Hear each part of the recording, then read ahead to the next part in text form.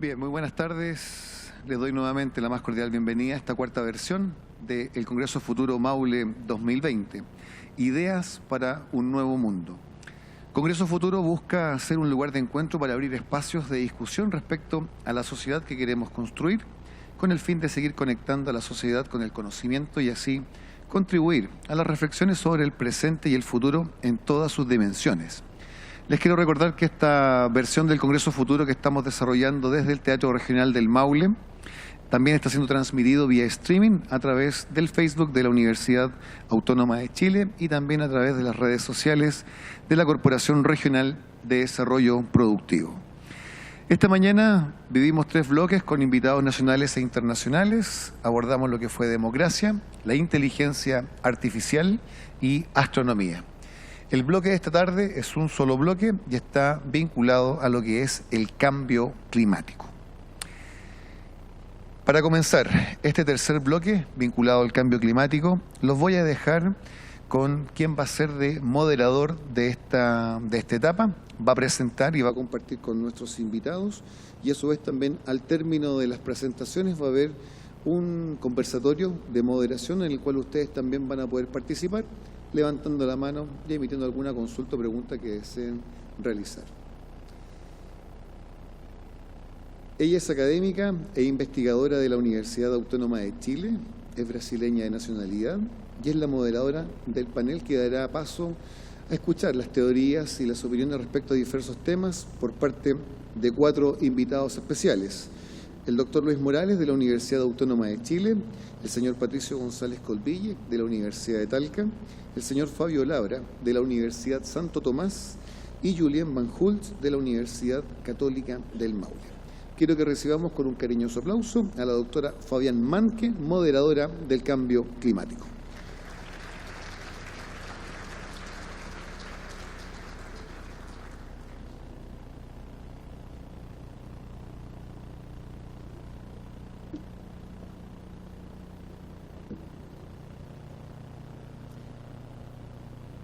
Muito buenas tardes a todos. Então, seguindo a programação, damos por aberta a sessão Câmbios Climáticos. E por que se habla tanto hoje em dia em câmbios climáticos? Eu creio que todos acá já ouviram falar de calentamento global, o deshielo de las glaciares, o alza do nível do mar, certo? Segundo a NASA, a temperatura média da superfície do planeta ha aumentado ao redor de 0,9 graus Celsius, desde finais do século XIX. Um câmbio impulsionado em grande medida por el aumento do dióxido de carbono e outras emissões de origem humana à atmosfera. A maior parte do calentamento se produjo em los últimos 35 anos, sendo que os 5 anos mais calientes hasta agora foram registrados a partir de 2010, ou seja, em los últimos 10 anos. Os oceanos han absorvido grande parte desse aumento de temperatura, com os 70 metros superiores dos oceanos mostrando um calentamento de mais de 0,2 graus Celsius desde 1969. As capas de hielo de Groenlândia e Antártida han diminuído em massa. Dados da NASA mostram que Groenlândia perdeu, em promédio, 286 mil milhões de toneladas por ano desde o ano 97 a 2016, sendo que a Antártida perdeu 127 mil milhões por ano em el mesmo período. Sin embargo, a taxa de pérdida da Antártida em la última década ha triplicado. Os glaciares se estão retirando em todo o mundo, em los Alpes, Himalaia, los Andes, las Rocosas, Alasca e África. O nível global do mar aumentou aproximadamente 20,3 centímetros no século passado.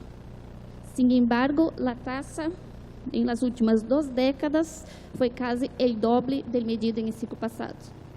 Estima-se que para o 2100 esse aumento seja de 30 a 122 centímetros. Tanto a extensão como o espessor de hielo marítimo do Ártico ha diminuído. ¿Cuál es el panorama para el futuro?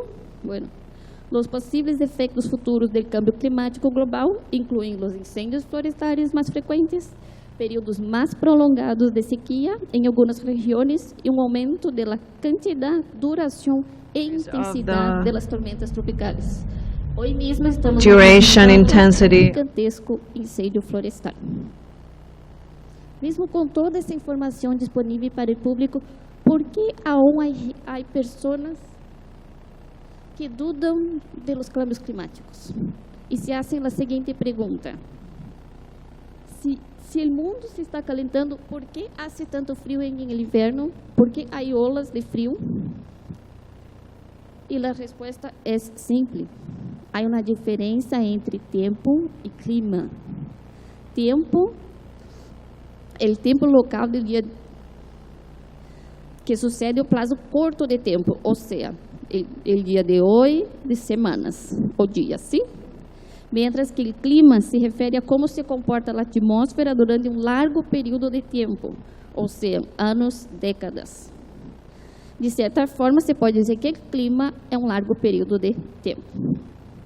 Por exemplo, eu creio que todos se acordam que em 2017 houve uma ola muito grande de frio em Estados Unidos, com temperaturas chegando a 8 a 16 graus mais baixas que o usual. Isso significa que não há câmbio climático? Não, porque nesse mesmo ano, o promédio mundial foi de 0,5 graus mais caliente que nos últimos 20 anos. Uma pergunta que devemos fazer é demasiado tarde para prevenir os cambios climáticos? Segundo a NASA, a resposta é sim. Os humanos já han provocado grandes cambios climáticos e hemos puesto em marcha aún mais cambios. Incluso se deixáramos de emitir gases de efeito invernadeiro hoje, o calentamiento global continuaria ocorrendo durante, por lo menos, várias décadas, se não siglos. Pero, há algo que eu pueda fazer para isso ou para melhorar a situação? A resposta é sim. Há muitas coisas que podemos fazer sencillas e que a maioria delas nos ahorrarão dinheiro. Por quê? Em Chile, 78% das emissões de gases com efeito invernadeiro provêm de energia. Assim que ahorremos energia. Como? Tapando as fugas em el sistema de aislamento, instalando termostatos inteligentes, bombilhas ahorradoras, viajando menos em alto, tomando o transporte público, bicicleta, caminhando, o que seja. Además, apagando as luzes de los cômodos que não estamos usando e desperdiciando menos comida e comendo menos carne. Alguns se podem perguntar por que o filete que como todos os dias vai diminuir o calentamento global. Como vocês devem saber, as vacas soltam gases. E esses gases são metano e óxido nitroso, que junto com o CO2 são os gases que provocam o efeito invernadeiro.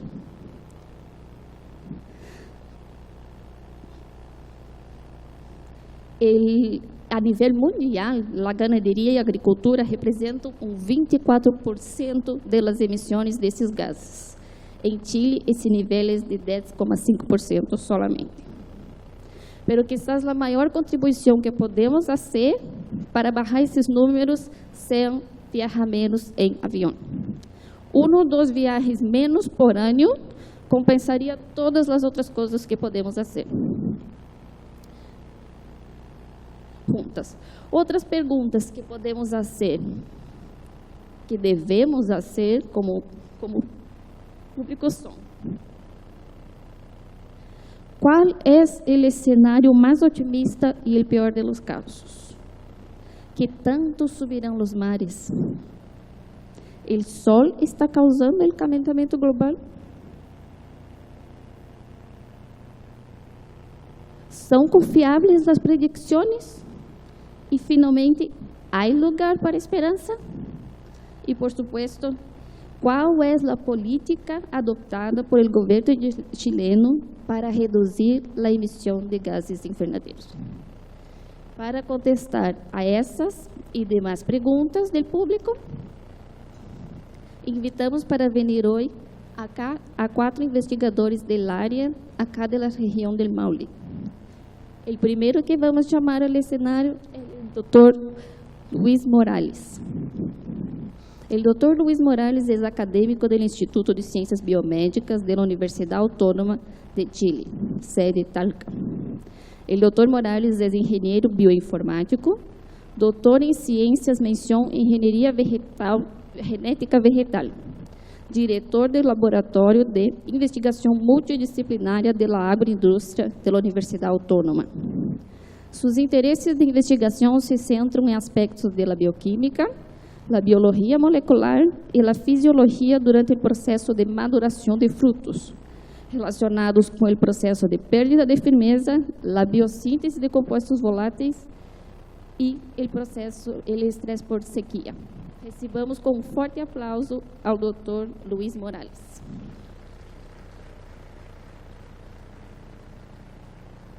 Gracias.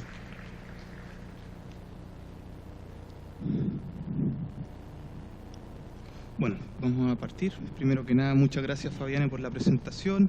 Muchas gracias al comité organizador del Congreso del Futuro 2020 por la oportunidad que me dan hoy día contarles algunas de las cositas que estamos haciendo en el laboratorio. Y bueno, gracias a ustedes por tomarse el tiempo de venir a escucharme. Como pueden ver en la figura de fondo, yo trabajo estudiando el proceso de maduración y desarrollo de frutillas. Y la primera pregunta que ustedes se pueden estar haciendo hoy es ¿por qué trabajar en frutillas? ¿Qué particularidades tiene la frutilla que hacen que nosotros nos dediquemos un par de minutos, horas, meses y días de nuestras vidas a tratar de entender cómo es que proceso de maduración? Convengamos todos que la frutilla es bastante agradable en términos de sus propiedades organolépticas y al consumidor en general le parece bastante atractivo.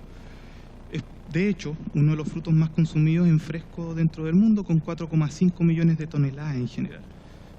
Existen más de 1000 distintos tipos de cultivares de frutilla en el mundo, los cuales provienen de distintos programas de mejoramiento genético. En otras palabras, tenemos más de 1000 plantas de frutillas distintas. Y si nos posicionamos a donde estamos hoy en día, la región del Maule es uno de los principales productores de frutilla en fresco en el país, en valores que van dentro de un 40, un 45%. O sea, es un fruto importante para la economía de nuestra región.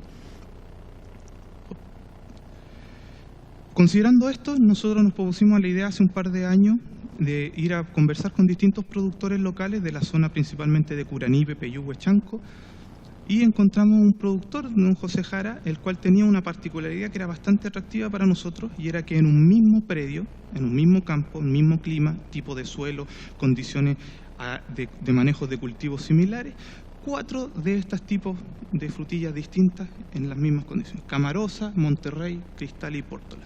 Nosotros empezamos nuestra investigación tratando de entender cuáles eran las diferencias que podrían existir entre las propiedades organolépticas de estos frutos, si asumimos que para poder producir un fruto de buena calidad influye tanto el genotipo, los genes, el material genético, que la carga genética que este tiene, como el ambiente y el ambiente del mismo.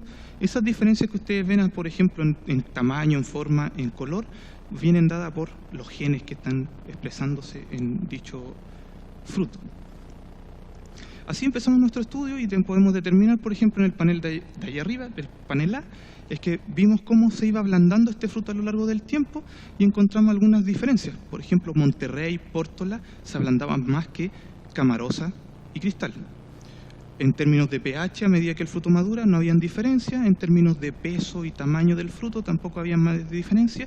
Sí, en la concentración de sólidos solubles o sólidos totales, por ende, el contenido de azúcar. Habían algunos que, si bien las diferencias estadísticas no son significativas, pero hay una tendencia que, por ejemplo, Monterrey tenía mayor concentración, tendía a ser más dulce que los otros dos. Nosotros estábamos bastante contentos con estos resultados, seguimos avanzando y vimos cómo es el aroma que es tan característico en la frutilla, y vimos que en todos los casos, los 4 cultivares, los más importantes son los ésteres, un tipo de moléculas que son altamente características por tener notas frutales y aromáticas, y son los que están en más abundancia.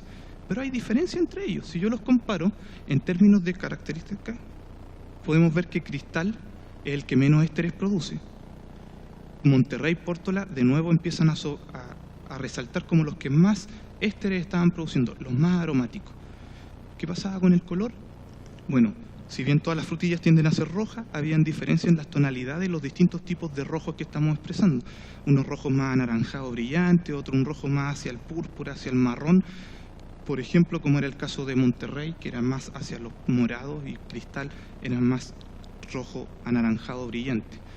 Un componente importante, estamos en búsqueda de superalimentos que nos puedan dar propiedades nutricionales atractivas. Vimos los fenoles totales, los fenispropanoides, que son moléculas que se acumulan en los frutos y que tienen propiedades importantes nutricionalmente.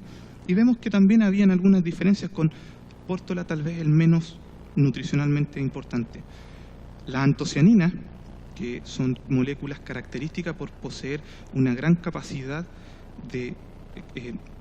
antioxidante en los frutos, por cierto, son las que se acumulan en los vinos y que uno dice que los vinos son potentes antioxidantes, y les puedo decir, no tomen vino, tomen frutilla, lo mismo. No sé si estarán de acuerdo conmigo. Y vemos que nuevamente Monterrey rescata como un fruto altamente antioxidante en conjunto con Camarosa.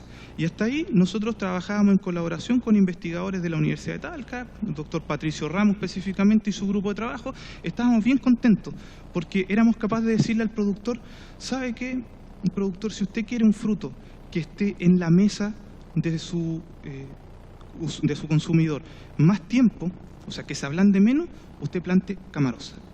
Si usted quiere un fruto que tenga una gran propiedad de compuestos volátiles, aromáticos, intensos, gran dulzor, plante Monterrey, probablemente le va a servir para producción de mermelada. Si usted quiere ahora un cultivar más multifacético, que no se ablande tanto, pero que tampoco sepa tan bien, quédese con Cristal. Y estábamos contentos. Terminó el proyecto Fondesit con esos resultados, publicamos muy bien, y eso es una de las cosas que a los investigadores los dejan contentos, pero nos encontramos con algo que se venía presentando de manera silenciosa hace un largo tiempo, una sequía que se iba arrastrando en el país hace más de 10 años, la última década, una de las décadas más secas de la historia del país, y nos encontramos con cosas como la que podemos ver acá. Animales que están muriendo por la falta de agua, productores que están perdiendo sus siembras por efecto de la pérdida del acceso al agua, lagunas que se están convirtiendo en verdaderos desiertos, como en el caso de la Laguna Torca. El río Mataquito, un gran afluente del Maule Norte, se está secando. Esto nos llevó a empezar a mirar que julio, un mes que es lluvioso por excelencia en la región. Yo me acuerdo que salía de vacaciones de invierno tiempo atrás y eran 2 semanas en que uno no podía asomar la punta de la nariz porque llovía. Bueno, hace 10 años eso ya no ocurre. De hecho, específicamente, este julio del 2019 fue el 6º mes menos lluvioso en los últimos 50 años en el país.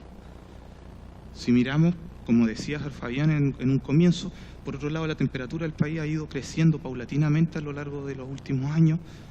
Las lluvias, el nivel de precipitaciones, que son fuerte importante para acumular nieve, que el día de mañana esta se transforma en agua que fluye por los ríos y que nos permiten regar nuestros predios. En Curicó, como ejemplo, menos de un 75% de lo que es un año normal. Y esto nos empezó a suponer que algo teníamos que hacer como científicos. Lo primero que quisimos ver, bueno, Chile pasó desde el lugar 24 en el ranking de países con mayor riesgo de sufrir efectos negativos por el cambio climático, a estar el 2015, ahora el 2020, a estar dentro de los 18 países con mayor riesgo. De hecho, él está ocupando el lugar 15º y es el país con mayor riesgo en América Latina. La CONAF, hace muy poquito, de hecho salió anoche en las noticias, una muy mala noticia. El lago Peñuela, una de las grandes reservas de agua dulce de la región del Valparaíso, de aquí a marzo se va a secar. Las estimaciones están diciendo eso. Eso ha producido que más de 10.000 animales hayan muerto entre la región de Coquimbo y el Maule. Y se estima que cerca de otros 50.000 animales están sufriendo en alguna medida los efectos de la sequía. Con respecto a nosotros, el ser humano, cerca de 6 millones de habitantes estamos hoy día sufriendo o nos estamos viendo afectados en alguna medida por el proceso de desertificación. De hecho, estimaciones del gobierno dicen que cerca del 72% de la superficie de Chile hoy día está en parte viéndose afectada por algún grado de sequía. Eso incluye cerca de 160 de las 340 y fracción comunas del país, donde vive el 40% de la población. O sea, un problema transversal. Y bueno, ¿dónde están las autoridades? ¿Qué está haciendo el gobierno? ¿Qué han hecho? Bueno, algo se ha hecho. Tempranamente, ya en septiembre, el gobierno decretó emergencia agrícola en cerca de 60 comunas del país, 9 de ellas de la región del Maule. Ahora, a comienzos de enero del 2020, se extendió a otras 4 comunas más de la región, abarcando completamente el Maule Norte y la provincia de Curicó. Se han generado ayudas por más de 200 millones de pesos para ir en apoyo a los agricultores que están viéndose afectados por la sequía. Y la academia, ¿dónde estamos los científicos en todo esto? ¿Qué estábamos haciendo nosotros hasta que esto nos explotó en la cara? Bueno, los científicos solemos leer muchos artículos. Leemos. Y uno que a mí me gusta mucho y que leo constantemente y siempre encuentro algo nuevo de que aprender, es un trabajo de Simons del 2012 que básicamente caracterizó cuál era el perfil de distintas hormonas que estaban implicadas en que el fruto maduraba. Y destacó una en especial que se llama ácido abscísico, o ABA para los amigos, ¿ya? Nosotros ahora le vamos a decir ABA. ¿Y por qué ABA? ABA está implicada en el proceso de desarrollo del fruto, también en efectos de desarrollo de la planta, pero tiene una particularidad. Cuando la planta se ve sometida a estrés hídrico, o sea, la dejo de regar, producto de la sequía o porque se me olvidó regar la planta, aumentan los niveles de agua para poder generar una defensa una manera de defensa de la planta a la misma. Entonces, nosotros nos pusimos a pensar y dijimos, bueno, si estamos teniendo 4 cultivares que tienen distintos niveles de compuestos volátiles, distintos niveles de compuestos nutricionales, distintos niveles de ablandamiento, entonces es lógico pensar que están produciendo, si bien en gran cantidad de ABA, pero también hay una diferencia en esos niveles. Por ende, un cultivar va a estar más propenso a resistir el que yo lo deje de regar versus otro. En otras palabras, yo tal vez estoy sobreregando, estoy botando agua al agregarle la misma cantidad de agua a los 4 cultivares al mismo tiempo, porque probablemente uno lo necesita menos que otro. Y eso fue la hipótesis que planteamos y empezamos a trabajar en ello. Y lo primero que quisimos hacer fue hacer mediciones de ABA. Desafortunadamente no teníamos los medios para hacerlo. De hecho, tuvimos que postular un proyecto del gobierno a formar una colaboración internacional por medio de investigadores de unos grandes amigos de la Universidad de Talca y de la Universidad Politécnica de Madrid, y son experimentos que esperamos pronto comenzar a realizar. Pero no nos quedamos ahí. Yo no puedo medir ABA, que es el producto final, pero ABA lo producen unas enzimas, y esas enzimas son producidas por un RNA mensajero, que es a su vez producido un gen. Yo sí puedo, fácil, rápida y muy económicamente medir la cantidad de RNA mensajero que produce la frutilla, que a su vez va a producir la enzima y que a su vez va a producir ABA. O sea, una mezcla media indirecta de cómo está pasando. Y marco ahí en el contexto un gen que es de biosíntesis clave, o sea, es clave para fabricar la molécula de ABA, que se llama NSAID. Y yo veo que Monterrey, ¿se acuerdan de Monterrey? La que era más dulce, la que era nutricionalmente más importante, es la que presenta la barra está en el último nivel de acá, en estadio maduro, más alta. Obvia, de nuevo se nos cayó cristal, la más chiquitita. Importante, pero la más chiquitita. ABA se produce en un plastidio, en un organelo adentro de una porción muy pequeñita de la célula, pero tiene que moverse después para el resto de la célula y después por toda la planta. Y ahí es importante una familia de proteínas que se llaman PIR. Nosotros como marcador y como ejemplo tomamos PIR1 y vemos que no hay diferencia. Entonces vamos a poder producir ABA aparentemente a partir de la enzima que codifica el gen en NSAID1, y esta se va a poder mover por cualquiera de los 4 cultivares. Desafortunadamente, en esta historia particular, cada historia de superhéroe, porque nosotros creemos que ABA es nuestra superheroína, hay un villano. Y el villano, el malo en esta historia, se llama CYP77A1, que es una proteína, una enzima que degrada y que rompe ABA, que es muy importante para algunos procesos fisiológicos, por cierto, pero en este contexto a mí no me conviene. Entonces es mi malo de la película. Y si ven, en todos los cultivares, hacia el maduro, hacia el último lado de acá del fruto, se ve muy disminuido. Hay uno que llama poderosamente la atención. Adivinen, ¿qué cultivar es? Monterrey. No está, no lo pudimos detectar. En los otros tres sí existe. Pequeñas condiciones, pero existe. Pero Monterrey no está. Entonces, con esa evidencia, con esos datos duros, fuimos a hablar con el productor. Luego de una conversación bastante entretenida, lo logramos convencer que nos diera un espacio a poder hacer experimentos en una pequeña parcelita, un par de líneas de su campo, es donde pudiéramos disminuir el regadío en distintas concentraciones basado en literatura, de un 10, menos 20, menos 30%. Y lo que encontramos, un poco lo que se muestra acá. Les adelanto que con un menos 30% de agua no nos fue tan bien como queríamos. Las plantas como que se nos murieron y también eran más pequeñitas y el número de frutos era menos malo.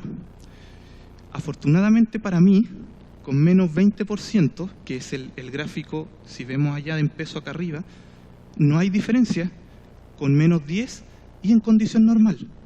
Entonces, tienen el mismo peso, el mismo tamaño, que si yo las riego menos un 20% de agua a que si yo las estaba regando normalmente. En firmeza no hay diferencia, o sea, no es más blando o más firme, no pasa nada.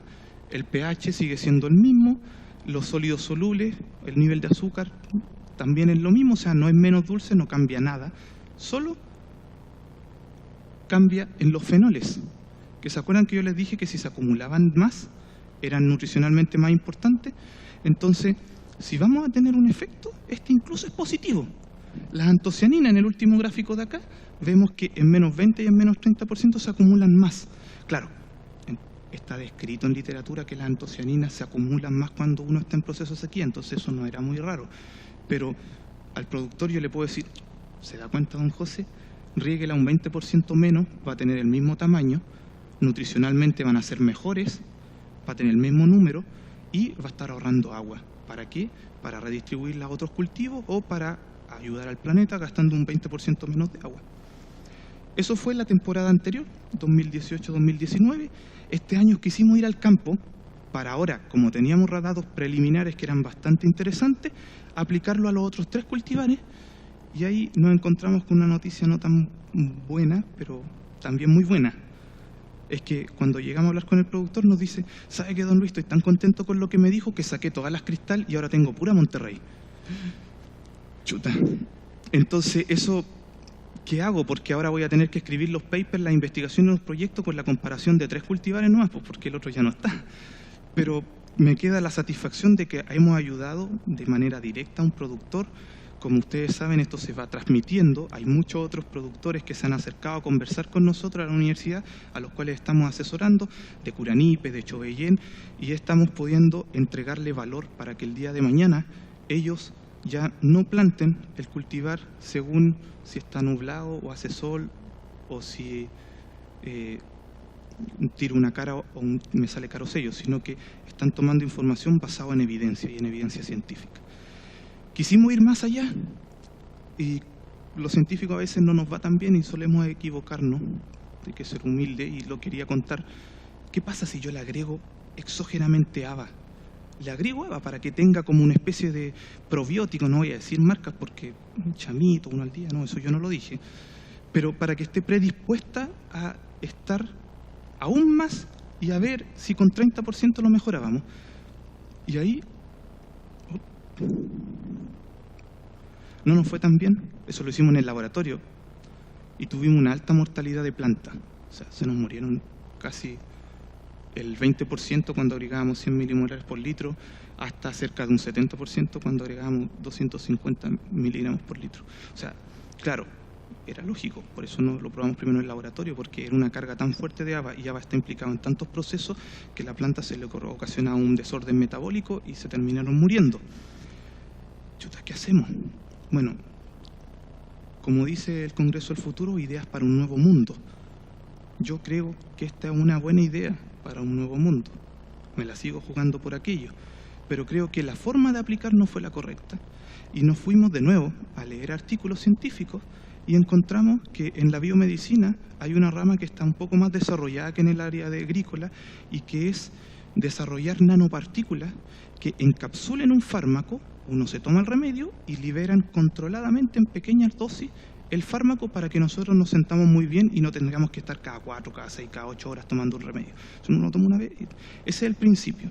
Yo dije, bueno, si hacemos ese principio aplicado a la industria, nosotros podemos diseñar una nanopartícula, encapsular la hormona ABA, aplicarla y que ésta se vaya liberando paulatinamente en el tiempo. Es un proyecto que presentamos a la Vicerrectoría de Investigación de la universidad, un proyecto interno y que está recién partiendo ahora, así que si me invitan en unos 2 años más les cuento cómo nos va. Pero es la idea que tenemos. Entonces, para ir finalizando y a modo de conclusión, bueno, ustedes vieron que en un mismo predio, en mismas condiciones agroclimáticas, con mismo tipo de tratamiento, encontramos diferencias de cultivo. Podemos decirle al productor, dependiendo para lo que usted quiera el fruto, plante uno u otro.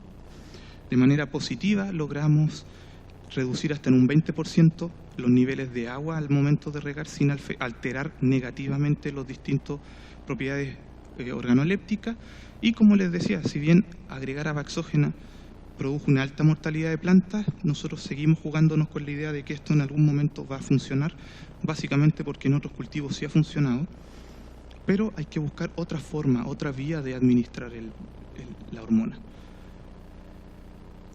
Finalmente, yo no trabajo solo, tuve la fortuna de estar aquí hoy día frente a ustedes, pero tenemos un equipo bastante grande, algunos colegas del laboratorio de la Universidad Autónoma, Cristina, Mariona, Ricardo, algunos alumnos que son parte importante y que se han jugado por confiar en nosotros y trabajar en el laboratorio, colaboradores nacionales, ya se los mencioné, un gran amigo, colaborador con el que hemos hecho grandes avances, el doctor Patricio Ramos de la Universidad de Talca, algunas horas colaboradores internacionales, Estefan Polma de la Politécnica de Madrid, que nos va a recibir en su laboratorio en el mes de mayo para medir ABA. Fuentes de financiamiento, CONICYT, mediante proyectos FONDES y proyectos redes que nos ganamos, la Universidad Autónoma que también nos ha creado un proyecto interno, y los que tenemos la fortuna de ser padres, yo me levanto por lo menos todos los días tratando de hacer este mundo un poquito mejor, y la fuente de esa inspiración son mis 2 hijas, así que siempre termino dando las gracias a ellas, gracias a Amanda, gracias a Emilia por hacer que me den ganas de seguir trabajando todos los días. Muchas gracias.